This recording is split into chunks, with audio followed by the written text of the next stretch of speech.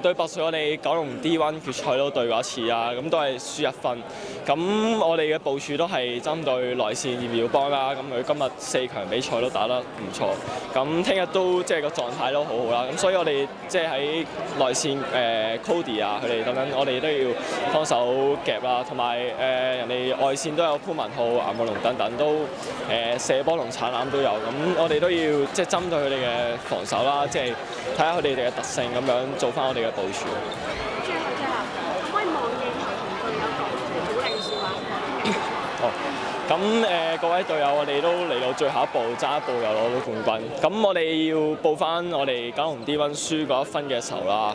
咁當然我哋要打好，即係做好每一球波，做好每一球防守。希望我哋可以衝擊一個冠軍，可以令到自己我哋大家嘅中學生涯冇一個遺憾咯。